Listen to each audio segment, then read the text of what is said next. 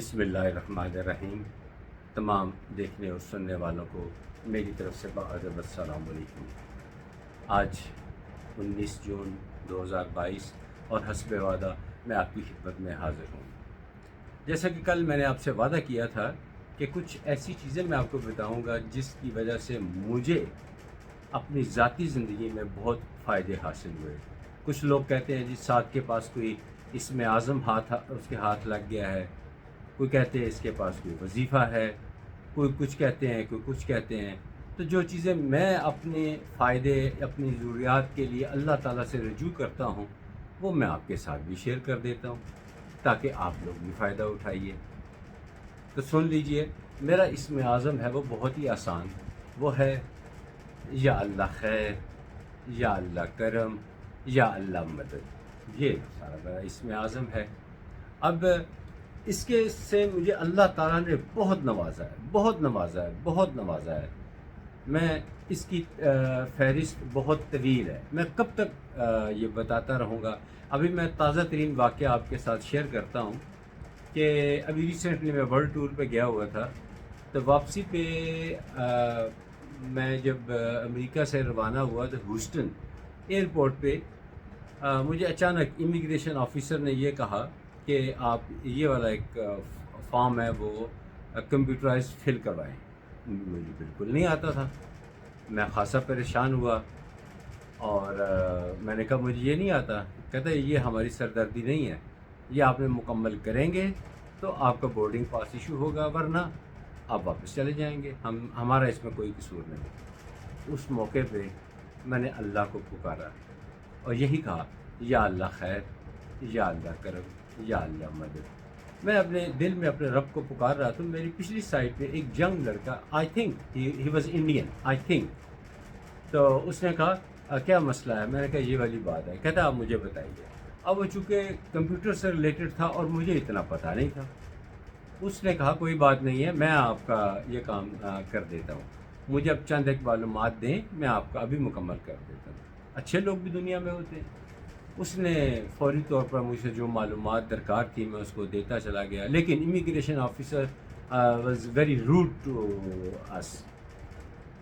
اس نے کہا جی آپ یہاں سے جائیں، پیچھے اور لوگ کھڑے ہیں، میں نے ان کا کام بھی کرنا ہے، آپ جائیں مکمل کر کے دوبارہ کیو میں آ کے لگے، ہم آپ کا کام کر دیں گے۔ بہرحال ہم مکمل کر کے دوبارہ کیو میں آ کے لگے، کام میرا ہو چکا ہوا تھا۔ اب وہی امیگریشن آفیسر کے پاس جب پہنچا تو میں نے ایک بار پھر کہا یا اللہ خیر، یا اللہ کرم، یا اللہ مدد، کیونکہ یہ وہی آدمی ہے جس سے تھوڑی دیر پہلے میری آمنا سامنا ہوا تھا۔ تو ہی واز ویری روڈ، کہیں آپ کوئی نیا مسئلہ میرے لیے کھڑا نہ کر دے، لیکن اس نے کوئی مسئلہ میرے لیے کھڑا نہیں کیا۔ بڑے مسکرا کر اس نے مجھے ڈیل کیا اور کہا کہ اب آپ کی فلائٹ میں صرف 33 منٹس باقی رہ گئے ہیں، میں آپ کو پورٹر دیتا ہوں تاکہ آپ کو پلین تک آپ کو ایزیلی چھوڑائے۔ میں نے کہا جی بہت شکریہ، اور اس نے مزید یہ بھی بتایا کہ آپ کا جو لگیج ہے وہ اوور لوڈ ہے، جس کے $180 بنتے ہیں، وہ میں آپ کو ویو کر رہا ہوں۔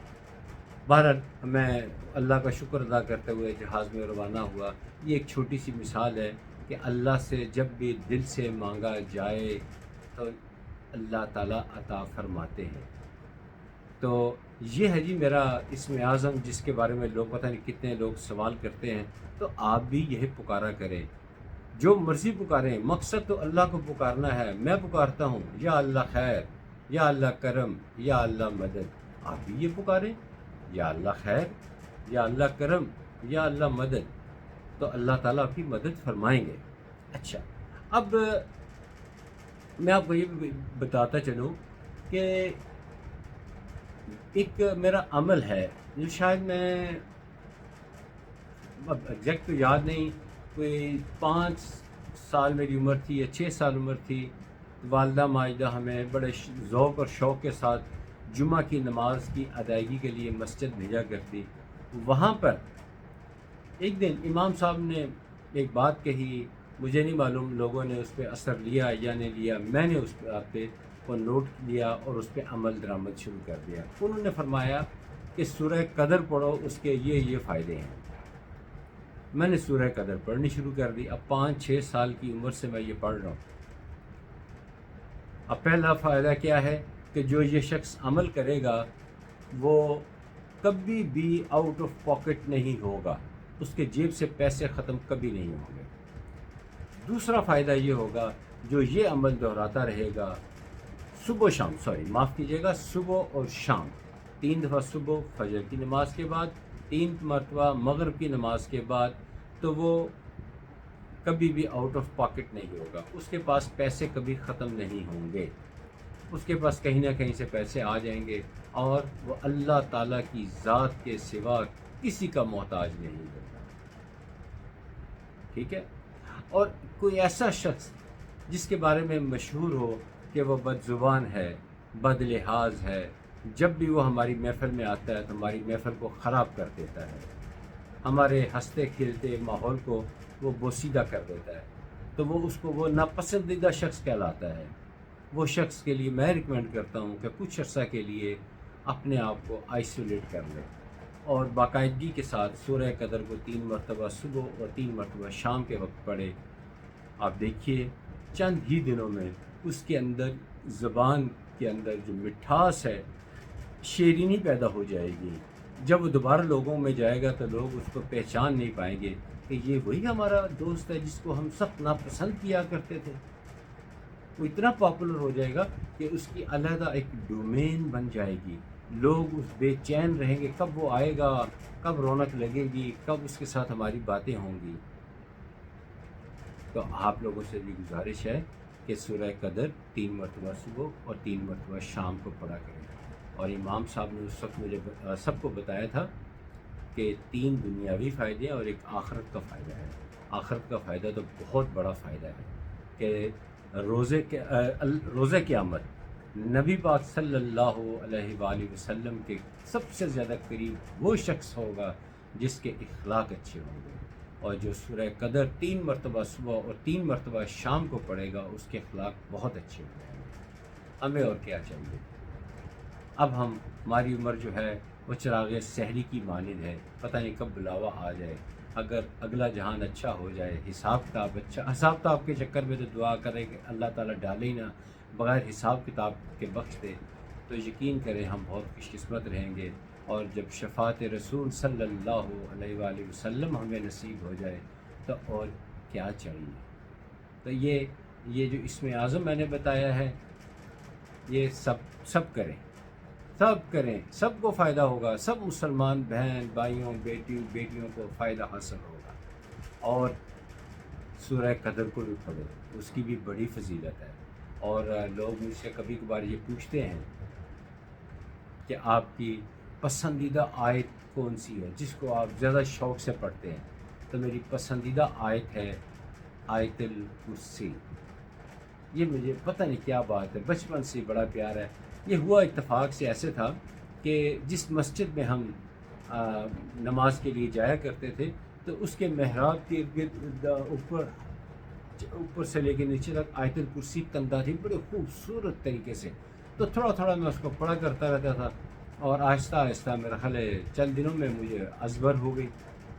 جب ہو گئی تو پھر میں نے اس کو باقاعدگی کے ساتھ اپنا معمول بنا لیا، اس کو پڑھنا شروع کر دیا، اور آج تک پڑھ رہا ہوں۔ پتہ نہیں جب بھی کوئی پریشانی آتی ہے میں اس کو پڑھ لیتا ہوں، میری پریشانی دور ہو جاتی ہے۔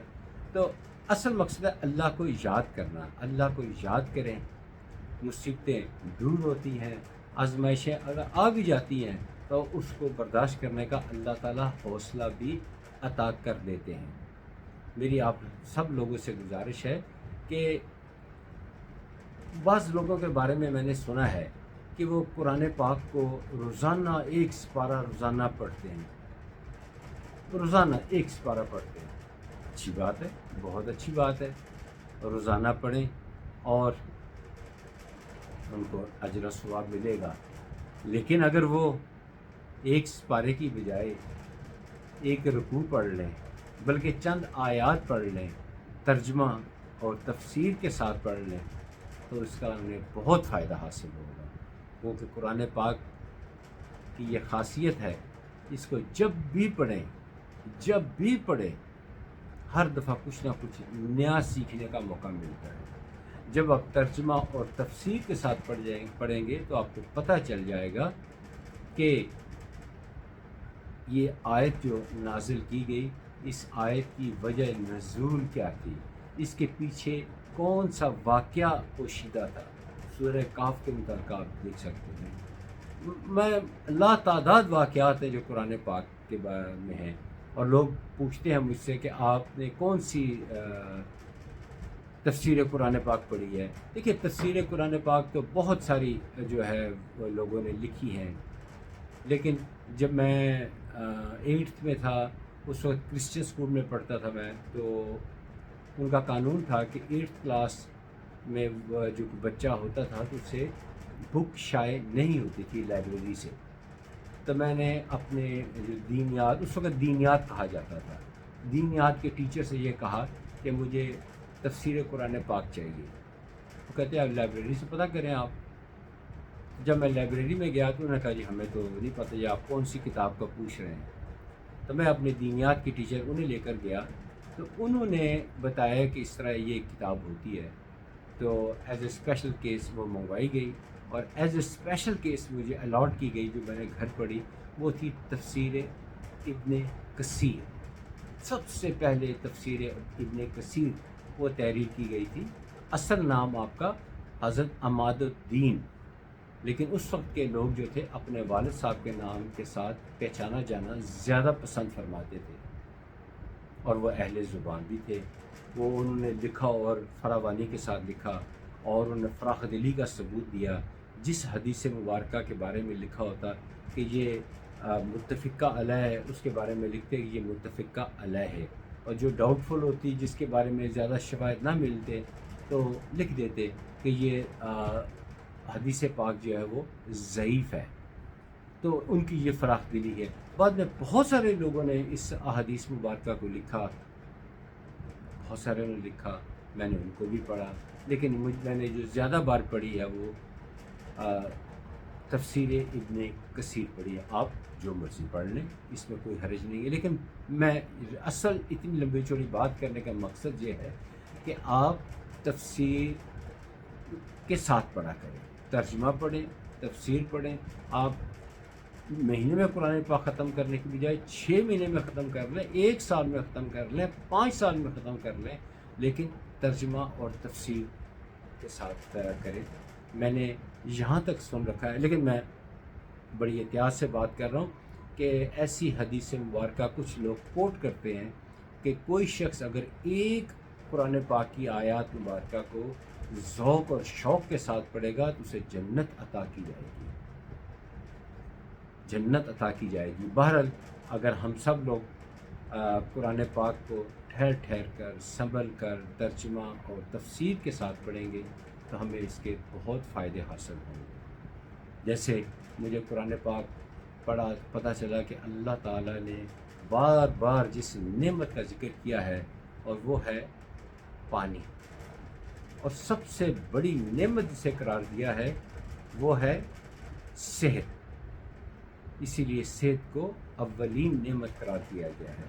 اللہ کی نعمتوں کا شکر ادا کرنا چاہیے۔ میں کل آپ کے ساتھ ایک بڑے امپورٹنٹ ٹاپک پہ بات کرنا چاہتا ہوں، بہت ہی امپورٹنٹ ٹاپک پہ بات کرنا چاہتا ہوں، کیونکہ آج ایک اوورسیز کال تھی، میں نام نہیں لوں گا، ایک خاتون کی، انہوں نے ایک ٹاپک پہ بات کرنے کے لیے مجھے کہا۔ میں کل انشاءاللہ تعالیٰ اس پہ ڈیٹیل بات کروں گا۔ امید ہے کہ لوگوں کے دلوں پر اس کا اثر آئے گا اور اس کا فائدہ بھی ہوگا انشاءاللہ تعالیٰ۔ آج 19 تاریخ ہے، میں نے آج اپنے پسندیدہ وظائف سے آپ کو آگاہ کیا، آپ بھی کریں۔ آئندہ بھی میں اپنے اچھے اچھے وظائف آپ کو آگاہ کرتا رہوں گا، کون سی مشکل کے وقت کیا پڑھنا چاہیے۔ لوگ تو بتاتے ہیں کہ بھائی یہ مشکل ہے، اتنے لاکھ مرتبہ یہ پڑھو، اتنی دفعہ سورہ بقرہ کو پڑھو۔ ایسی کوئی بات نہیں ہے، میں آپ کو انتہائی مختصر چھوٹے چھوٹے وظائف بتاؤں گا جس سے آپ آسانی سے کر بھی لیں گے، یقین کے ساتھ بھی کریں گے، اور فائدہ بھی حاصل ہوگا انشاءاللہ تعالی۔ اور وہ چھوٹی چیزیں آپ خود بھی کریں اور دوسروں تک بھی پھیلائیں۔ یہ میں آنے والے وقتوں میں گاہے بگاہے آپ کو اچھی اچھے وظائف آپ کو بتاتا رہوں گا، اور دین سے آگاہی بھی ملتی رہے گی انشاءاللہ تعالی۔ تو کل وہ جو ہماری بڑی پیاری بہن جنہوں نے اوورسیز کال کر کے مجھے ایک ٹاپک دیا اس پہ بات کرنے کے لیے، کل اس پہ بات کروں گا. امید ہے کہ آپ کو وہ بھی بہت پسند آئے گی انشاءاللہ تعالیٰ. باقی یہ جو میرا کوئی اتنا کوئی ڈیٹیل سیٹ اپ تو ہے نہیں کہ آپ لوگ ویڈیو میں بناتا ہوں، میں خود ہی کیمرہ سامنے فکس کرتا ہوں، خود ہی بٹن دباتا ہوں، خود ہی کر لیتا ہوں. میرے پاس کوئی ڈیٹیل سسٹم تو ہے نہیں. تو جیسا بھی بنتا ہے اس کو الفاظ پہ غور کریں، کوالٹی آف ویڈیو کی طرف مت جائیے. بس اب دیکھیں میں نے جو کہا ہے اللہ کا پیغام آپ تک پہنچایا ہے، آپ اس کو سنیں، اس پہ عمل کریں، اس سے مستفید ہوں، آپ کو فائدہ ہوگا اور انشاءاللہ ضرور ہوگا. یقین کامل کے ساتھ کیجیے گا اور مصیبت پہ کبھی گھبرانا نہیں. میں کل تو وعدہ کر چکا ہوں کہ میں اپنی اوورسیز بہن جو ہے ان کا جو مسئلہ ہے وہ ڈسکس کروں گا، اور پرسوں میں کچھ اپنی ذاتی مشکلات اور ان کا ازالہ کیسے ہوا اس کا ذکر کروں گا. وہ بھی اللہ تعالیٰ کا خاص عنایت ہے میرے اوپر. تو کل یعنی 20 جون تک اجازت دیجیے، کل پھر آپ سے ملاقات ہوگی. تب تک اجازت دیجیے. خدا حافظ. السلام علیکم.